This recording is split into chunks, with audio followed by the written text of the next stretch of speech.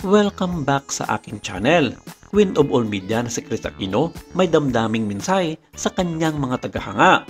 Ikinagulat hindi lamang ng mga taong malalapit sa kanya, kundi pati na rin ng kanyang mga fans ang tungkol sa kanyang naging habilin at ito nga ay magiging kulay ng kanyang kabaong sa oras na siya ay mamaalam sa mundong ibabaw.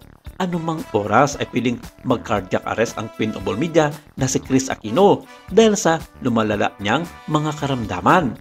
Yan ay binagi ng premyadong TV host actress sa panayam sa kanya ng Fast Talk with Boy Abunda noong nagdaang February 14, 2024 kung saan kasabay din ito ang kanyang kaarawan kung saan siya ay 53 years old na. Kinumpirma niya na meron na siyang 5 autoimmune disease na mas lalong nagpapabagsak sa kanyang katawan. Ang ikalima raw ang pinakakontrabida sa lahat-lahat ng mga ito. Ayon pa kay Kris, matapos magkaroon ng comorbidity at magpositibo sa COVID-19, ilang buwan na ngayon ang nakakaraan, may tama na rin daw ang kanyang baga.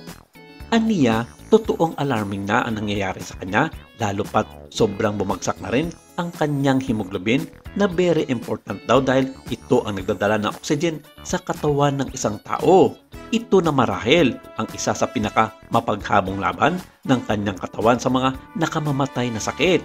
May problema na rin daw ang puso ni Kris dahil may mga pagkakataon na grabe ang taas ng kanyang heart rate. Pupunta lang daw siya ng banyo ay umaabot na ng 120 to 146 ang kanyang heart rate. Say pa ni Kris, posibleng araw siyang ma-stroke anytime. Kaya naman, triple na ang ginagawa niyang pag-iingat dito. Muli, humihiling ang aktres sa kanyang mga taga-suporta ng taimtim na dasal para sa kanyang kalusugan. Kakapalan daw niya uli ng kanyang muka sa paghingi ng panalangin mula sa publiko.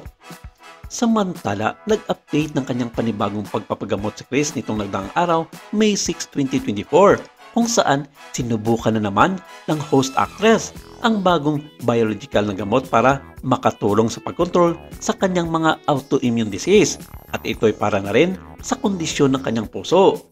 Big risk daw ito para kay Kris dahil kapag hindi raw ito naging effective sa kanya, pwede siyang ma-cardiac arrest. Baby dose pa lang ang binigay sa kanya ng mga doktor kahapon at titingnan kung kakayanin niya.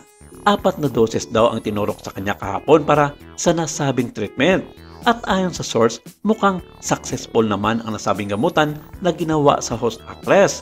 Bago ito mangyari, nagsalita si Kris na parang may pangamba sa kanyang buhay at sa mangyayaring gamutan, 1 linggo bago ito gagawin ang nasabing treatment. Ang kanyang naging saad, on Monday, papasok ako sa ospital at may susubukan kaming biological na gamot. This is my chance to save my heart because kung hindi ito tumalab, I stand a very strong chance of having a cardiac arrest. As in pwedeng tumigil na lang yung pagtibok ng aking puso. So, may gamot na susubukan. But there's a very big risk involved in that medicine because hindi binibigay ang gamot na ito na hindi ka binibigyan muna ng steroids. On Monday, titingnan muna nila kung kakayanin ko. Kung kakayanin ko, bibigyan ako ng pangawalang dose. I will need 4 doses of this medication. Payag pa ni Kris, itinuturing niyang biggest blessings ang birthday niya noong nakaraang February 14, Valentine's Day. Dahil niniwala siyang pahiram na lang ito ng Diyos para sa kanya ang dugtungan pamuli ang kanyang buhay. Pero sa naging payag ni Christopher Min sa kanyang programa sa radyo na Christopher Minute na papaparinggan sa 92.3 Radio 5 True FM kung saan kasama niya rito ang kanyang longtime friend na si Romel Chica. May naging cryptic message daw itong si Kris sa kanyang BF na si Mark Lebeste. Ayon daw sa mapagtitulang source ni Christopher Min, pagod na raw ang Queen of all media sa mga gamutan na ginagawa sa kanya at anumang oras ay pwede nang bumigay ang kanyang katawan.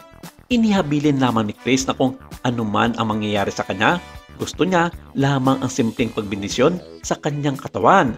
At ang habilin pa nito na kulay dilaw ang magiging kulay ng kanyang magiging kabaong sa oras na pumanaw siya at iiwan ang mundong ibabaw. Isa raw ito sa mga ipinangako ng kanyang kasintahan na si Mark Lebeste ayon sa mapagkatiwalaang source ng kampo ni Christopher Min. Maraming salamat.